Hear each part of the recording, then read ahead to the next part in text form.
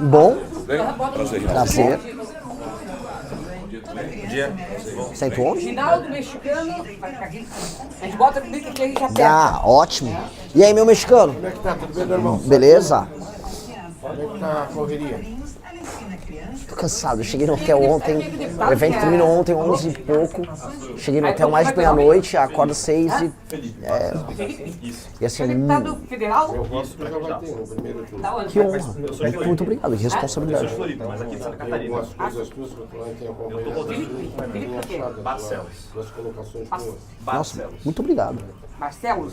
Isso dá uma mudada, Luciano. Se todos pensarem nesse pensamento, nós iríamos lá. Tu és deputado. Não, eu sou pré-candidato.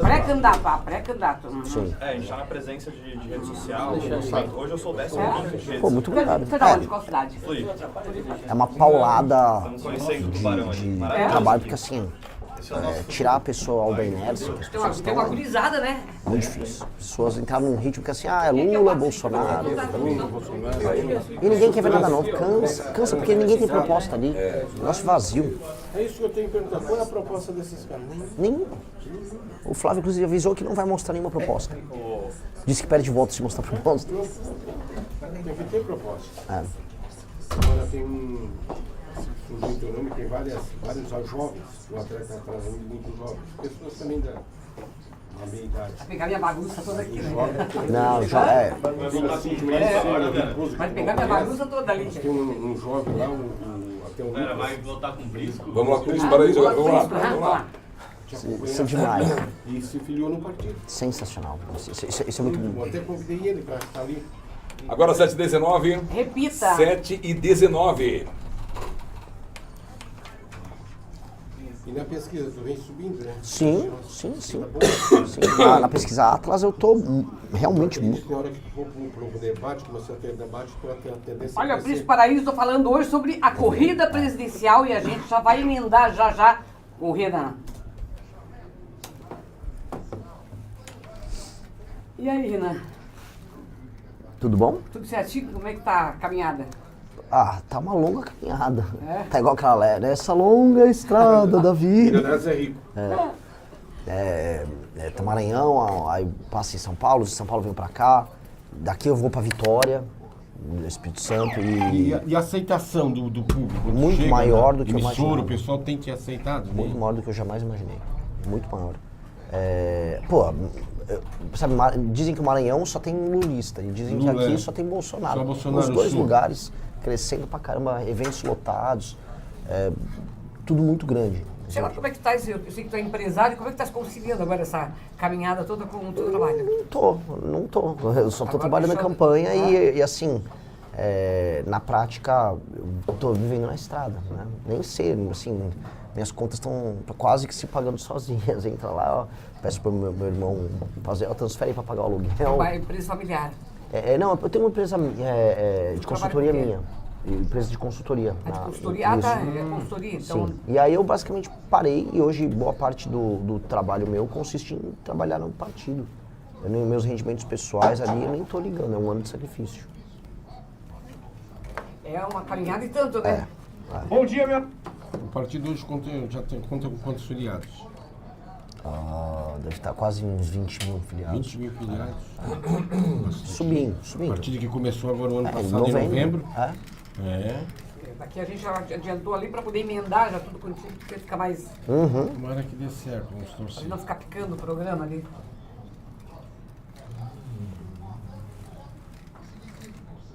Pode um pouquinho mais alto aqui. Também a grande imprensa que é foda. A grande imprensa que é danada. Vamos ver se eles. Eu acho que eles vão dar Lembra espaço. que a gente tá na live também, né? Tomara que eles dêem esse espaço. Tipo essa Globo da Vocês vida, estão esses com ao vivo grandes também na canais, live? né? Eu anunciei também. Tá no qual? Na página dele? Sim, no YouTube dele. YouTube? Pegar apenas os 4 maiores colégios eleitorais do país. São Paulo, o próprio Kassab, não vai estar se mobilizando para conseguir grande mobilização. A comissão aprovou o fim da 6 por 1, hein? Em favor do interessante com esse exercício aqui, hein? Para vocês Ao governo, já está caçado. é a favor ou contrário? O quê? Fim da 6%. Do jeito que tá, eu acho isso é só populismo. Só populismo. Não tem nenhum... A maioria dos empresários vão Os pular empresários, contra, os vão. empresários não querem, né? É uma briga grande hoje. Não, porque não tem sentido. Eles querem reduzir jornada e manter o salário igual. Então você só vai aumentar custo, vai gerar demissão. Ou vai quebrar os negócios, vai fazer ficar mais caro o custo operacional das empresas e aí elas vão perder cliente. A parte de indústria vai perder cliente. A área automobilística, quem é sistemista vai perder clientes internacionais. É um negócio só populista feito para... E a cultura, principalmente do povo brasileiro, é comprar mais nos finais de semana.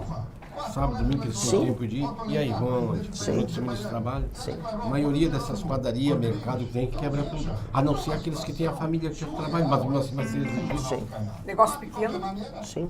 Não, o negócio pequeno vai ser muito prejudicado. vai ser difícil. Bem difícil. Mas aí bem, especialmente de Goiás, então tudo que se somar nas candidaturas de centro-direita o empresário está sempre reclamando que a gente está sempre prejudicado e mais um agora. votar o PT e mandar Lula da Silva definitivamente para casa. Pois é, muito bem. Então, já emendando agora o nosso espaço político, estamos recebendo aqui o Renan Santos, que é pré-candidato à presidência da República pelo partido, pelo Missão. Renan, bom dia. Muito bom dia, muito obrigado pela oportunidade de estar aqui em Tubarão, trocando ideia com vocês, com o famoso microfone vermelho da PAN, que já me recebeu bem em tantos lugares, então será um prazer trocar ideia com vocês. Muito bem, você está cumprindo aqui um roteiro aqui pelo Sul, né? Como é que está esse trabalho aqui agora de visitação, principalmente aqui do Sul? Como é que você passou por Criciúma ontem? Criciúma ontem, fica no sul do estado, daqui vai para onde? Aí daqui retornar para São Paulo. Eu vou ter mais agendas em São Paulo, então daqui eu vou para Floripa eu pego avião para São Paulo, aí tem um pequeno dia em São Paulo, eu já embarco para Vitória do Espírito Santo e continuar a agenda. Esse roteiro é mais para visitar a imprensa ou você tem mais contato com o partido também? Não, é contato com problemas nas cidades, contato com pessoas, eventos que a gente faz e muita imprensa. Ser questionado na imprensa, apresentar nosso projeto. É basicamente uma turnê para ser conhecido e entender também o espírito não só do estado como um todo, mas das regiões. Ontem fui em Criciúma, fui tanto ver elementos interessantes numa cidade como Criciúma, mas ver os problemas. Até deu uma polêmica, fui num bairro chamado Pinheirinho, falar sobre o avanço da Cracolândia ali naquele bairro. Igual eu fiz no Maranhão também. Você pegar elementos interessantes, pegar sugestões de projetos e levantar também os problemas para que as pessoas sejam provocadas a buscar uma solução. Então, a agenda em Santa Catarina foi toda nessa linha. Antes de qualquer pergunta, eu queria que você um pouquinho falasse quem é o Renan Santos, para que as pessoas, para que o nosso ouvinte conheça um pouquinho mais. Pois é, o Renan é um cara de 42 anos, nascido em São Paulo, filho de uma família de classe média, típica. Minha mãe psicóloga, meu pai advogado. A gente era num bairro operário ali, a Moca, bairro dos italianos. Fui sempre um bom aluno nas escolas que eu estudei. Foi mesmo? Foi mesmo? Senão apanhava da minha mãe. Senão minha mãe me dava uma chinelada lá. Então, era por bem ou por mal. Mas eu gostava de estudar, aprendi a me alfabetizar muito cedo. Depois passei na faculdade da USP. Lá comecei a fazer política, arrumei minhas primeiras brigas com o PT aqui e ali. Ali já não fui um bom aluno na faculdade. E também não gostei do curso, queria trabalhar, queria virar empresário, aprendi a vender, aprendi a montar produto, criar produto. Fui empresário, ajudei meu pai, depois tive meus próprios negócios. Foi uma trajetória própria muito, muito legal, que me amadureceu muito. E aí, em 2013, eu vi aquelas manifestações dos 20 centavos, e aí aquilo que eu me lembrava na faculdade, aquele espírito, falou, não, eu preciso ajudar, preciso mudar, tal. Participo das manifestações, aprendo a organizar manifestação, e aí em 2014, com o Kim Kataguiri, um amigo meu japonesinho lá de São Paulo, e mais alguns amigos, eu monto o MBL e a gente convoca as manifestações. É o Movimento Brasil Livre, né? Exatamente. Convocamos aquelas manifestações que derrubaram a Dilma, entre 14, 15 e 16. Derrubamos a Dilma, depois apoiamos a prisão do Lula, apoiamos a Operação Lava Jato. E o resto é história, né? E aí, anos se passaram, né? O Bolsonaro chegou ao poder e a gente manteve a mesma postura crítica que a gente tinha com relação ao PT, ao Bolsonaro. O público atacou, falou, não, vocês são comunistas. Eu falei, pô, eu só tô cobrando, minha função como um movimento que cobra. E aí as pessoas não aceitaram, falaram assim, mas se você quer criticar, você tem que dar uma alternativa. Beleza, então vamos montar um partido. E aí montamos um partido que chama Partido Missão. E aí, com esse partido Missão que ficou pronto no final do ano passado, estamos concorrendo agora às eleições. Hoje, Pois para é, se olha, montar o Missão, só olhar aqui, porque o Missão, estava olhando até o Missão, ele ele faz crítica tanto para a direita quanto à esquerda. O partido Missão, ligado ao Movimento Brasil Livre, aprovado lá em 2025, né? Ele posiciona no campo da direita liberal. A legenda busca se firmar como alternativa conservadora nos costumes e liberal na economia, distanciando-se do bolsonarismo, mas ficando em oposição da esquerda. Como é que é isso? Porque hoje a gente vive uma polarização, né? Lula ou Bolsonaro. Como é que o partido, como é que a Missão é contra o Lula e contra o Bolsonaro? Como é que você fica até como candidato? Olha, as posições que nós temos e a visão que a gente tem de Brasil, elas não dependem nem da existência do Lula ou nem da existência do Bolsonaro para acontecer. Porque muita gente existe na política só para ser oposição a um ou outro. Ah, eu odeio essa esquerda. Ah, eu odeio o Bolsonaro. Ah, nós somos nós. Nossa existência não precisa depender dos outros. Eu não preciso me opor ao PT para dizer que eu sou de direita, nem me opor ao Bolsonaro para dizer que eu não passo pano para ninguém. A oposição se dá porque eles cometem erros, eles agem com intenções erradas e nós denunciamos isso. E diferente de todo mundo no nosso campo político, a gente não tem medo de perder seguidor, de perder voto, falando o que a gente acredita. Porque se a gente vai ficar de fingição e aí vai ficar com aquele teatrinho do tipo, tem um escândalo do Banco Master, eu só vou falar o lado que pega o PT. Que muita gente faz. Ou o petista, tem um escândalo do Banco Master, eu vou falar do lado que pega o Bolsonaro. E hoje o pessoal cobra muito isso, né? Lógico. Ou você é PT ou você é Bolsonaro. Né? Aí você só conta meia história. Aí existe meia corrupção, existe meio sistema. Eu não compro esse papo. O escândalo do Banco Master é um escândalo que pega a gente de todos os lados. O escândalo do INSS... Todos os partidos. Lógico. Pega Centrão, pega STF. Aconteceu durante o governo Bolsonaro a maior parte do tempo. Depois ele se infiltra no governo do PT. Aliás, ele começa inclusive no PT da Bahia. Então é um escândalo que ele é ecumênico. Todo mundo participa. E aí a gente vai ficar fingindo só pra fazer assim, o meu lado aqui é menos ladrão do que o seu. Eu não compro isso. Ninguém tem que ser ladrão. Todo mundo tem que ter um projeto. Eu olho, né? Eu faço um desafio aqui pros fãs do Lula que estiverem nos assistindo, ou fãs do Flávio. Qual a proposta dos dois? O Flávio, ele deu uma entrevista no Rio Grande do Sul dizendo assim, eu não vou falar quais são as minhas propostas porque eu vou perder voto, vão bater em mim. Aí entendi, então, ela garantia sou eu. O cara quer concorrer a presidente, mas não fala com proposta. O Lula fez a mesma coisa em 2022. Ninguém sabia quais eram as propostas do Lula. Só ficou lá, você vai comer uma picanha. Isso não é proposta. Agora, né, não, fica tranquilo, o Lula tem uma proposta qual? Sei lá, o pé de meia. Pé de meia? A proposta do cara é pé de meia.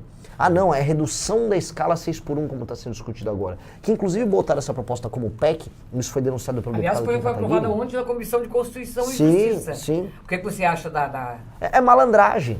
Isso é malandragem. Para a pessoa que está nos assistindo aqui, tá? Entenda uma coisa. A discussão não é assim, olha, eu posso ou trabalhar na escala 6x1, ou trabalhar 5x2 com uma jornada menor e ganhar a mesma coisa. Isso não existe.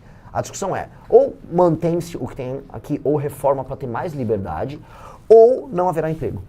E aí a pessoa vai ter que tomar uma decisão. Porque quando coloca a verdade, que é os empregos vão raliar e boa parte das pessoas vão para a informalidade, aí muita gente fala, opa, volta atrás, não sabia.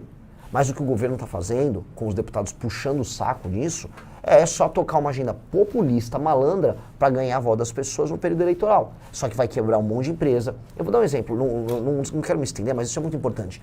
Você tem ainda aqui no Brasil empresas que estão as famosas cadeias globais de produção. O que é uma cadeia global de produção? Você tem, por exemplo, uma Sistemista, é uma fábrica que produz componente que vai em carro. Ele produz componente, sei lá, vou dar um exemplo, um airbag que vai num carro que é feito numa fábrica no Brasil, numa fábrica no México, numa fábrica nos Estados Unidos, numa fábrica na Índia. Esse sistemista, se o custo de produção dele aumenta no Brasil, ele não vai conseguir vender para os outros países. Os outros países vão comprar esse mesmo componente de um outro fornecedor, sei lá, na Tailândia. Isso vai acontecer. O Brasil está saindo das cadeias globais de produção. Por quê? Porque produzir no Brasil fica mais caro. Quando vem essas medidas que têm um impacto muito grande, você vai diminuir a competitividade do Brasil, aí o Brasil vai perder contratos, e aí o Brasil vai basicamente ficar mais pobre. Mas o Lula, em compensação, pensou no trabalhador. Que é o papo dele sempre. Ele pensa tanto no trabalhador que as pessoas estão deixando de ser trabalhador, estão ficando na informalidade. Quando não na informalidade, elas ficam desempregadas e aí elas entram no que ele gosta, que é o Bolsa Família. E as estatísticas mostram, quando você depende do governo para sobreviver, você vota mais no centrão e na esquerda. E é isso que esses caras querem.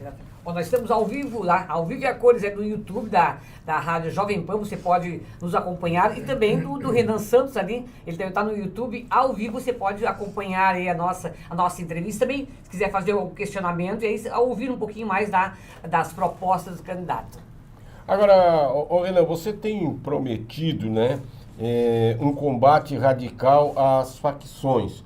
Como você pretende fazer isso? Porque a gente sabe que hoje as facções elas estão envolvidas também na política e muitos políticos são eleitos, bancada por eles. Como é que você pretende fazer isso? Acabar com isso? Impondo lei e ordem. Assim, nós temos que ter um governo que faça uma ruptura definitiva com essa leniência. A gente, no Brasil, a gente é muito leniente com o erro. Pior, o Brasil é amigo do erro. Você pega um estado como o Rio de Janeiro, todo mundo sabe que o crime organizado está envolvido na Alerj e no governo carioca. Todo mundo sabe, pegaram lá o ex-presidente ali da Alerj no Rio de Janeiro, e ele tinha envolvimento com o TH Joia, que tem envolvimento com o Comando Vermelho. Isso quando a turma lá não tem envolvimento com milícia. Todo mundo sabe. Então, lá no Rio de Janeiro a coisa se entranhou. O que tem que fazer? Você tem que destruir o crime organizado, e se o crime organizado se ramificou com o político tem que ser preso, tanto quanto o traficante. A gente tem que ganhar uma eleição presidencial com esse discurso muito duro, para que os deputados em Brasília sejam obrigados a votar uma agenda que aumente as penas para bandido e que permita que a gente faça as operações que destruam o crime organizado. Eu volto a repetir, destruam. Os líderes do crime organizado não podem ter comunicação na cadeia, eles têm que estar isolados de todo mundo. Isso se eles não morram em combate, aí, como acontece algumas vezes quando eles tentam resistir ao avanço da polícia. Tá? Mas fala-se isso há muito tempo, dessa questão de corrupção dentro dos presídios, mas a coisa não acontece, né? Porque o Estado brasileiro é leniente. Eu visitei um presídio lá em Pernambuco. Eles tinham acabado de desativar um presídio. E aí, como tudo acontece no Brasil, né? O presídio estava sendo demolido, mas deixou tudo aberto. Aí eu resolvi entrar. Entrei lá no presídio com uma equipe para filmar. Você via ali dentro que o presídio era inteiro controlado pelo Comando Vermelho. Inteiro. Eles tinham eu busquei, até entrei com uma ação contra a governadora. Como é que a governadora lá, a Raquel Lira, não fez nada sobre isso? Tinha contabilidade do Comando Vermelho ali dentro, você tinha, vamos dizer, todos os exemplos de administração interna do presídio sendo feito pelos próprios presidiários. Eles administravam ali. Eles deixavam. O Brasil, eu volto a colocar, com as leis que nós temos, se você é um agente público corrupto, quase nada vai acontecer com você. Tá muito fácil. Tá muito fácil você ser um carcereiro que faz um acordo com o Comando Vermelho, deixa o Comando Vermelho administrar uma prisão, ou em São Paulo um carcereiro que deixa o PCC administrar uma prisão. Tá muito fácil para você ser um político numa Assembleia Legislativa que faz um acordo com o crime organizado. Hoje tá tudo muito fácil. Então tem que chegar um presidente da República que vai falar, vou mudar tudo isso já. Esse é o nosso foco. Nós tivemos já muitos que disseram, vai mudar e acaba não mudando, que entra no governo, sai governo e acaba ficando praticamente a mesma coisa. Olha, na presidência da República, que eu me lembre nos últimos 20 anos, o único que entrou com esse discurso de vou botar lei e ordem foi o Bolsonaro. E ele não fez. Pois é, exatamente. Ele não fez. O Lula nunca teve esse discurso, a Dilma também não teve esse discurso, o Michel Temer era vice, o Fernando Henrique era outro discurso. O cara que entrou com esse discurso foi o Bolsonaro. E o Bolsonaro frustrou muita gente, porque as pessoas esperavam que ele ia para cima do crime. Pois bem, o Bolsonaro não passou nenhuma legislação que envolva o enfrentamento ao crime organizado. Isso precisa ser dito, porque o Bolsonaro foi eleito com essa plataforma. E aí quando o ministro Sérgio Moro tentou passar uma agenda disso, na época, no Ministério da Justiça, que era o pacote anticrime dele, o pacote foi desmontado e sabotado pelo Congresso e o próprio Bolsonaro. O Bolsonaro largou ele à própria sorte. E aí, você fala, mas então o cara vai combater o crime ou não? Isso que a legislação que o Moro queria passar nem é uma legislação completa para a gente enfrentar o crime organizado. Era uma parte da legislação necessária. Mas você não acha que é um sistema duro para poder se mexer, para poder tocar nesse sistema, já que tem muita gente envolvida, e a gente sabe que esse sistema não é só um sistema brasileiro, é um sistema mundial, que eles comandam tudo isso aí. Como é que vai dar para mexer? Chegando lá, a coisa não pode ser diferente. Você chegar lá e ficar frustrado, eu pensei em uma coisa, mas não vai ser aquilo que eu prometi para o povo brasileiro. Mas que você caia lutando. Que você caia lutando. Que você tente impor a sua agenda e você lute até o fim, e se você falhar, as pessoas vejam que você caiu lutando. O que não dá para desistir, ou se aliar com o outro lado, ou fazer um acordo e tentar ser populista, ou pensar em apenas vencer a próxima eleição.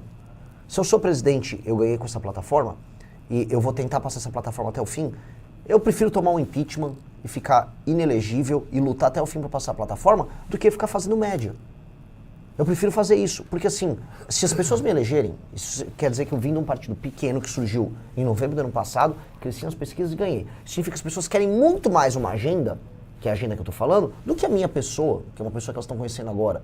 Então a agenda é muito importante. Se essa agenda, que venceu as eleições, não for respeitada pelo Congresso ou pelo STF, o presidente tem que lutar até o fim contra esses dois. Se mesmo assim a institucionalidade de um sistema que hoje está completamente corrupto não deixar acontecer, o presidente tem que ir para cima deles, muito.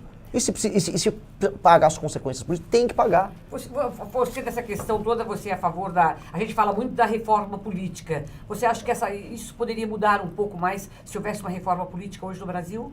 Aquilo que a gente tanto espera e acaba não acontecendo até agora? Sim. O problema das discussões públicas no Brasil sobre reforma política é qual reforma política e o que nós queremos tirar da reforma política.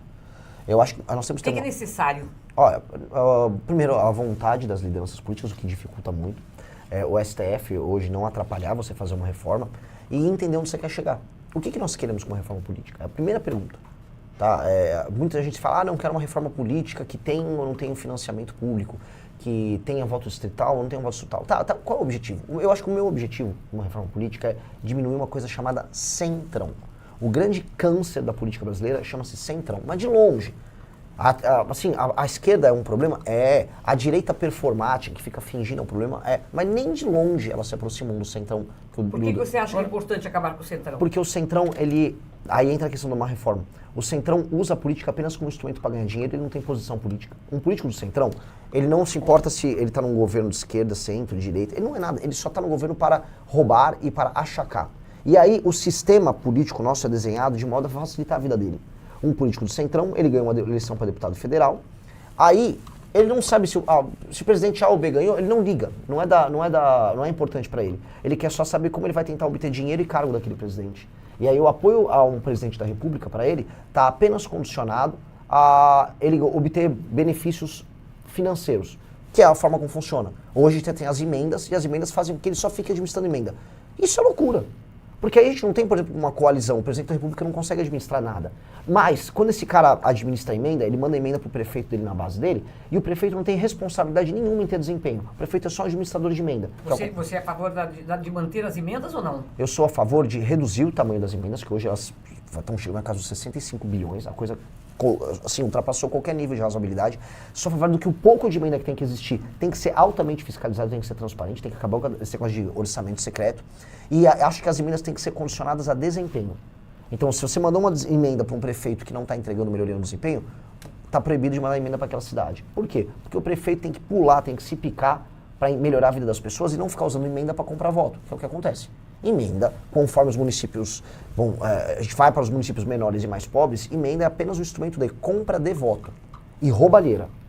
E quando você vai para estados como Maranhão, como eu estava lá, é só isso.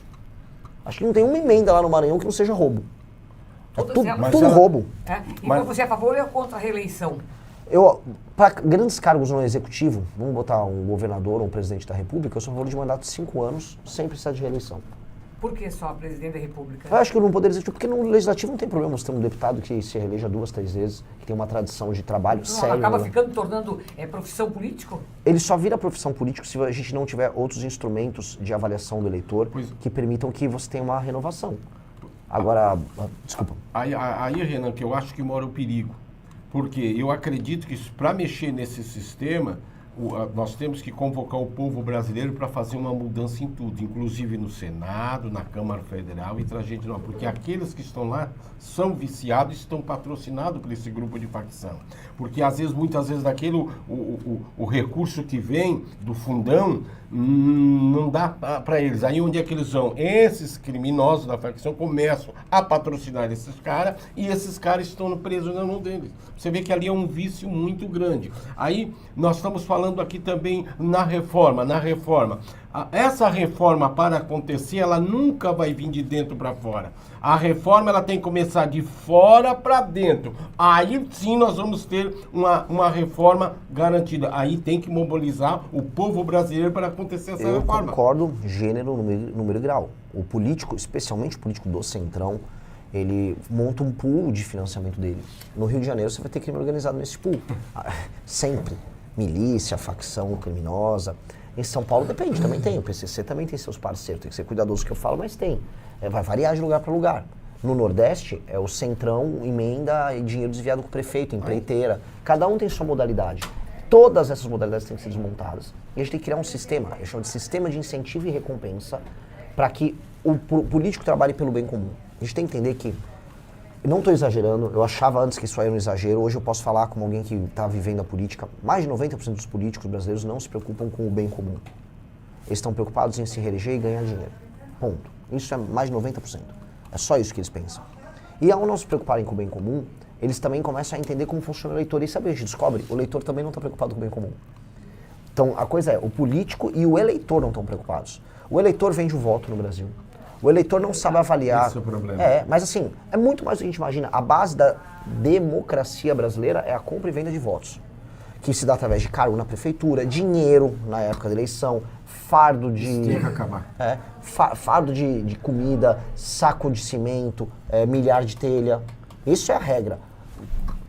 Pneu furado de carro, freio o pneu da Kombi, não, eu te dou um pneu novo. Essa é a relação do vereador com o Não tem nem eleitor. como reclamar depois, né? Não Tem tem. como reclamar. Não tem. Jeitinho É brasileiro. o jeitinho. E mais, você sabe que o cara, a pessoa que vende o voto, estudando as pequenas cidades onde isso é muito comum, a pessoa que vende o voto, ela acha que ela virou sócia do vereador. Então ela, meu vereador, meu prefeito, quero meu emprego na prefeitura, meu prefeito. Ela acha que é uma Bem assim. relação e ela fica permanentemente em O campanha. cara já trabalha pro candidato já pensando Isso, no cargo que ele vai Pior ocupar de depois, tudo é né? a pessoa que vende o voto e depois vai reclamar. Não pode reclamar. Vendeu, E acabou. ela nem reclama. Ela fica Mas ali. tem alguns que reclamam.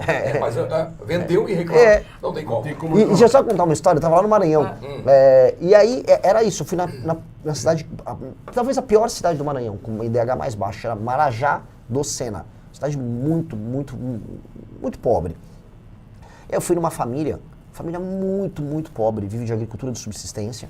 E aí, 2 pessoas na família trabalhavam pro prefeito. E aí eu ia lá, perguntei, e a rua aqui que não tá asfaltada? Aí aparecia uma moça, não vai falar do meu prefeito é muito bom! Porque ela trabalhava. E vivendo na lama, no lodo. Não, na veio da extrema lama, pobreza. no lodo, vivendo de bolsa, família, mas o prefeito é muito bom. Pô, isso é deplorável. E as pessoas, elas se acostumam com isso. Esse é o sistema. Lavagem cerebral. Esse é o verdadeiro sistema. Esse sistema, ele está, vamos dizer, em todos os municípios, ele está na casa das milhões de pessoas.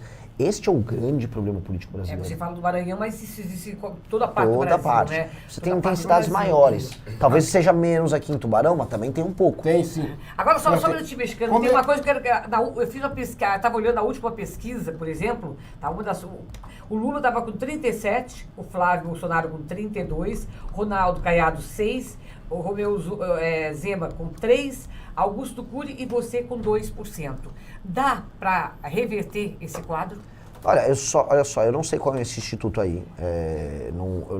Eu confio em 1 ou 2 institutos em termos de qualidade. Você acredita em pesquisa eleitoral? Eu sou muito cético. Depois que você entra pra política, né, você começa a entender como sabe aquela coisa? Você começa a aprender como as salsichas são feitas, entendeu? Tem institutos, a maior parte deles são contratados pelos próprios partidos para fazer trackings. E aí os institutos fazem as sondagens e constroem as histórias do jeito que interessa a eles, especialmente nesse período de pré-campanha. Quando chega na campanha, eles fazem os ajustes, aí eles vão convergindo para o que precisa ser. Eu confio no Instituto Atlas e eu confio em institutos que têm trabalho internacional. Quem tem trabalho internacional, em geral, não vai ficar fazendo acordos locais e sim vai se preocupar com a sua credibilidade internacional. O instituto que mais acerta no mundo hoje é o Atlas. Acertou a eleição na Hungria, acertou no Chile, acertou na Argentina, foi muito próximo do resultado final lá nos Estados Unidos. E o Atlas tá me dando com 5% nas pesquisas já. E um DCE que está quase 6%. E você acha que esse é um panorama que pode... Porque tem muita gente diz assim, o Renan está saindo como candidato, não para ser... na verdade, ele quer fazer o nome para futuras composições, ou então ser candidato daqui a pouquinho a outro cargo. É essa sua intenção, é fazer nome também do Renan e do próprio Missão? Ou você acha que pode haver uma reversão nesse quadro? A única composição que eu faço é composição musical, eu sou cantor e compositor. Da Limão Rosa? Da Limão Rosa, minha banda, eu sou compositor, guitarrista. E o que eu posso falar, assim, eu tô me sacrificando. É uma campanha, nós não temos dinheiro nenhum, tô rodando de carro, Brasil. Sabe aquela coisa, fui dormir depois da meia-noite, cansado, com a cabeça voando, aí acorda muito cedinho. Hoje aí é mais uma batelada de viagem, tudo de carro, evento de São Paulo, evento... Cansativo. É cansativo, eu não vou fazer isso pra, quero fazer uma composição depois. Eu tô fazendo isso porque eu quero trabalhar pra ganhar. E veja, se a pesquisa Atlas está apresentando uma subida minha, se eu lidero já entre os homens jovens, se entre os jovens em geral eu estou em segundo lugar, se o nosso partido já tem 5% de aceitação, é o 4º partido de acordo com a pesquisa Atlas, de acordo na preferência do eleitor brasileiro, isso quer dizer que nós já estamos dando resultado muito cedo. Muito cedo. O que acontece é que as pessoas, o povão, não está falando de eleição presidencial ainda. Então as pessoas estão com um recall dos nomes. Quem são os nomes maiores? Nome Lula, nome Bolsonaro. E aí quando o Lula cai, sobe o Flávio, se o Flávio cai, vai subir o Lula. Enquanto isso, os outros que são mais desconhecidos vão aumentando. Eu sou o mais desconhecido de todos os candidatos. Mas você acredita que no debate você tem uma condição de dar uma crescida maior? Sim. Aí se houver, né, vamos lá, vai pro segundo turno, vai o Lula e o Flávio, tá? Onde é que fica o Renan? O Renan vai estar no segundo turno. O Renan não vai pensar. Tá, mas se houver no segundo não turno... Imagina, como é que eu vou ficar rodando o Brasil? Ontem eu tive um evento lotado em Criciúma, assim, centenas de pessoas. Tinha um menino de 10 anos. Como é que eu vou olhar na cara dele e falar, olha, eu tô agora conjecturando que eu vou perder. Aquele menino de 10 anos, ele quer trabalhar para eu ganhar. Aquela pessoa que pegou uma estrada, saiu de uma cidade próxima e foi para Criciúma ver o evento, aquela quer que eu ganhe. Eu não vou nunca trabalhar com a hipótese que eu vou perder. Nunca. Agora, Renan... Tem um ouvinte perguntando aqui pelo WhatsApp. Só deixa aqui, antes de eu fugir aqui, essa minha pergunta, porque eu demoro e acabo esquecendo. Vários candidatos à presidência no passado, e até mesmo vem dizendo que querem dar uma vida digna, principalmente para as pessoas da favela. E você tem um projeto para as pessoas da favela. O que você pretende fazer? Que projeto é esse? Nós temos um projeto de... Dar uma vida digna para ela. Recuperação, primeiro, das áreas degradadas tomadas pelo crime organizado, que, infelizmente, quase não há favela que não tenha comando pelo crime. E desfavelizar, tornar a favela bairro.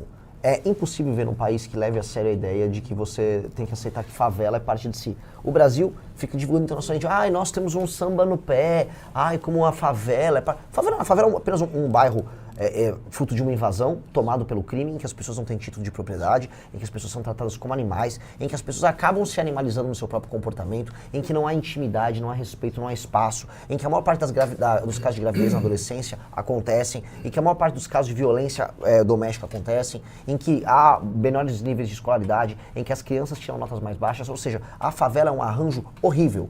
E nós temos que acabar com a favela. Como? Urbanizando ela.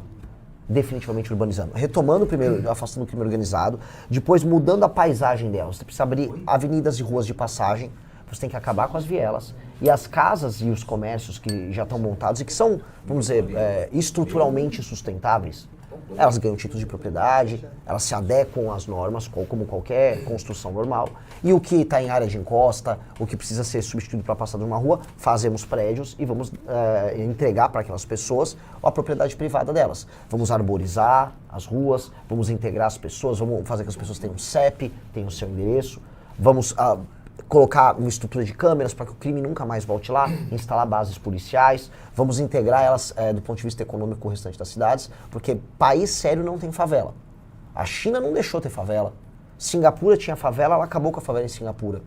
Por que a gente tem que ter favela? Por que a gente tem que aceitar? Por que é uma coisa tão fácil para, não é fácil. Acabar com todo esse problema? Por que até agora não fizeram? Não é fácil, por duas razões. Um, o governo não tem dinheiro, não há dinheiro para fazer isso.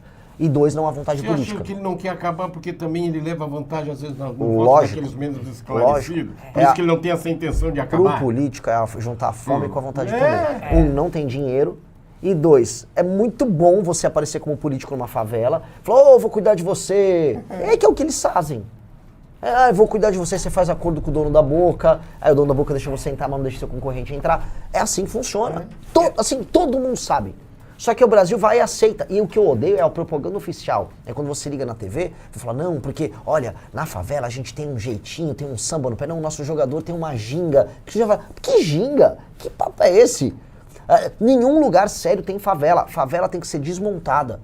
E aí, o enfrentamento ao crime que a gente fala, tem que ter como continuidade e extensão básica do projeto o fim das favelas. Favela tem que virar bairro. E eu tenho um projeto de 10 anos fazer isso. 10 anos? 10 anos. É 10 anos. 10 anos. Você tem que todo ano urbanizar as áreas e você tem que entregar de títulos de propriedades, tem que criar os sistemas de financiamento. Não dá para manter a ideia de favela. Isso é o fim da civilização brasileira. Antes do comercial, tem uma pergunta do ouvinte aqui, o Vitor Zangali, que mora aqui em Tubarão. Ele escreveu o seguinte, esse cara que está dando entrevista é incrível, proposta atrás de proposta, ideia puxando ideia. Se continuar assim, terá meu voto, ele falou aqui. E ele perguntou o seguinte, se puder perguntar algo para ele, como ele lidará com a questão de imigração em Santa Catarina, principalmente pessoas vindo do Norte, Nordeste e países vizinhos? Já respondo agora? Pode responder. Ótimo. Eu sou o único pré-candidato que está falando isso porque perde voto. Isso perde voto, dizem, né? Mas realmente eu tô naquela linha do sincericídio. Eu vou falar o que precisa ser feito. Todo lugar que tem alta migração interna apresenta um desequilíbrio de região. Na China, por exemplo, as pessoas que moravam na região oeste, né, perto dos desertos, no interior, todos, se fossem migrar todos de uma vez para as cidades no litoral, você ia favelizar a China. A China normatizou e controlou isso de um jeito meio autoritário. Na Alemanha você tem regras em que, por exemplo, uma pessoa, se vai mudar de uma cidade para outra, ela tem que demonstrar que ela tem um lugar para ficar e um emprego. São Paulo, nos anos 60 e 70, lugar de onde eu vim, se for pegar nos anos 40 e 50, São Paulo era um brinco. São Paulo recebeu uma migração desenfreada, favelizou, e até hoje São Paulo não resolveu seus problemas. Tem uma periferia gigantesca, o governo não tinha dinheiro para fazer a infraestrutura para conectar as pessoas vivem mal na periferia de São Paulo. Boa parte da discussão da 6x1 é porque as pessoas que moram em periferias de cidade como São Paulo não conseguem ter transporte para ir trabalhar no centro e passam no dia 4 horas dentro de ônibus e trem, na maior parte do tempo dentro de ônibus. Terrível, né? E aí, por isso que a pessoa fala que é uma tortura. E é uma tortura com razão. Pois bem, Santa Catarina está se desenvolvendo mais do que outros lugares no Brasil. Logo, pessoas vão sair desses outros lugares e de outros países e vão vir para cá. Porque as pessoas não querem apenas o emprego que existe aqui, elas querem a qualidade de vida que existe aqui. Só que às vezes elas não estão, prontas do ponto de vista estrutural para alugar um apartamento, ou alugar uma casa. E 2, ter um emprego que permite que elas fiquem aqui. Aí o que acontece? A migração pode se transformar em favelização, que é o que vocês estão começando a experimentar. O bairro do Pinheirinho, não é isso? Eu entrevistei pessoas ali, uma parte das pessoas que moravam em bairro do Pinheirinho, em Criciúma. Eu vi muita gente de Belém do Pará. O cara fala, até um cara que eu entrevistei falou, eu era de uma favela lá em Belém, agora eu vim para... Entendi. O problema, você tem um modo de vida aqui nas cidades no Santa Catarina, bom, as pessoas começam a perceber que o seu modo de vida começa a se deteriorar. E ninguém tem que deteriorar seu modo de vida. O catarinense não pode ser culpado pelo próprio sucesso. Se vocês trabalharam bem e as suas cidades são boas, elas não têm que ser destruídas. Então a gente tem que normatizar a migração. Não é que virou um outro país, tem que proibir. Não, não. A pessoa quer migrar pra cá, você tem lugar pra ficar? Não um barraco, não um lugar invadido. Você tem um lugar pra ficar? Você tem um emprego? Você já tem um contrato assinado com alguém? Ah, não? Pô, não dá. Eu não posso receber. Você só vai, infelizmente, virar eventualmente um morador de rua, participar de uma invasão, ou você vai lotar o nosso sistema de saúde local, o nosso sistema de atendimento, né, a nossa assistência social, e o custo nosso fica caro aqui para sustentar esses benefícios ou os auxílios estatais para essas pessoas, enquanto a cidade de origem dele, em geral, tem um prefeito vagabundo que recebe emenda e não aumenta a atividade econômica lá, nem cuida da qualidade de vida dessa pessoa. Então, como é que funciona? Pô, eu tive no Maranhão, posso dar exemplos de vários lugares do Brasil. Vários prefeitos estão adorando que a população vá embora dos seus estados para outro. Para ele é vantagem. Para ele é vantagem. Claro. Ele continua recebendo dinheiro do fundo de participação no município. Não tem muita preocupação. E tá com o problema para fora. Toca para fora. Aí é fácil. É muito fácil ser prefeito assim. Então, quando eu vejo assim, Maranhão acontece muito, as pessoas indo embora de ônibus do Maranhão para outros lugares. Vão para o Goiás, por causa do agro, alguns foram para Minas Gerais, muita gente veio para cá, para Santa Catarina, outros para o Paraná. Pro prefeito lá do Maranhão, ele tá, dane-se. Nem aí, porque o dele tá entrando, tá vendo? E assim, a gente não pode deixar as favelas multiplicarem, e não pode destruir o modo de vida com qualidade de vida que vocês têm aqui. Então eu quero normatizar. Inclusive o vereador nosso de Joinville, o Matheus Batista, com o deputado federal nosso Ken Kataguiri, entraram com um projeto para normatizar a migração interna. Tem que normatizar e não tem que ter. Não é tabu falar disso. Só um minutinho, deixa eu entrar. Comercial, vamos comerciais. Vamos lá, comercial, boca do trombone, a gente já volta com.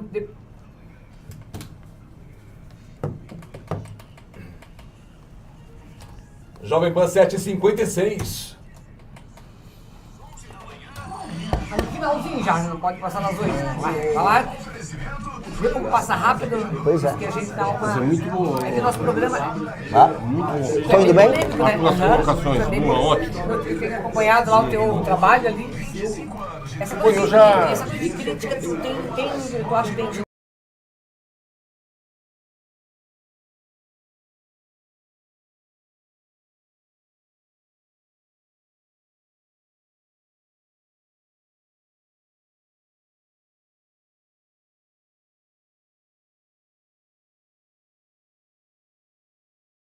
Não faz nada, ele não fala nada. Flávio, a única coisa que diz que é uma proposta dele é pra tirar o Bolsonaro. Eu faço essa pele o tempo todo. Qual a sua proposta? Salva meu pai. A única proposta dele é tirar o Bolsonaro da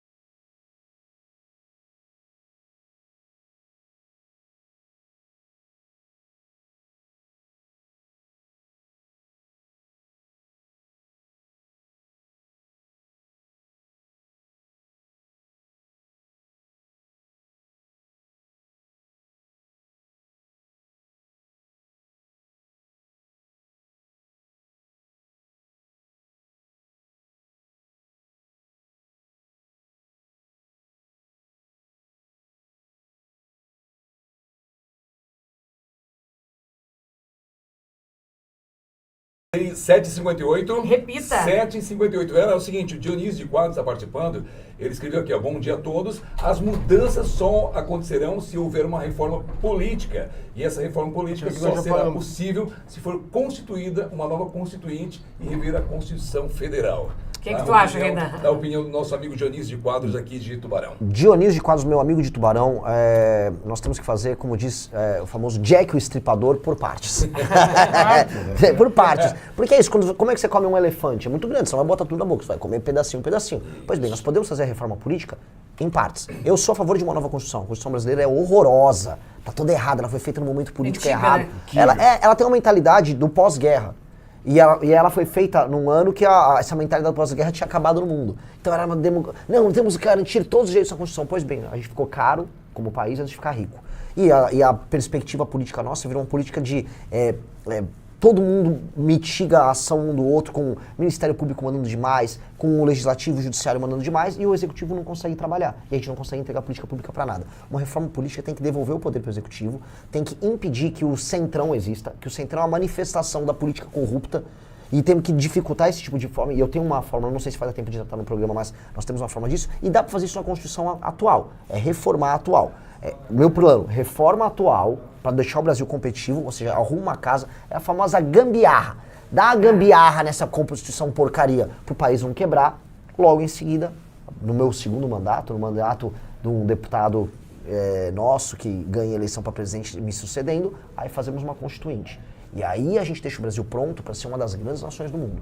Agora, Renan, rapidinho, o Bolsa Família, como é que você vê? Você pretende ampliar, acabar? O que dá para se fazer nesse Bolsa Família? De acordo com o meu concorrente Lula, o Bolsa Família tem que ser ampliado. De acordo com o meu concorrente Flávio Bolsonaro, o Bolsa Família também tem que ser ampliado. Ele estava comemorando em cima de um caminhão de som lá na Paulista que o pai dele aumenta a Bolsa Família. Eu falei, esse é o candidato da direita? Tá, estamos bem de direita aqui no Brasil.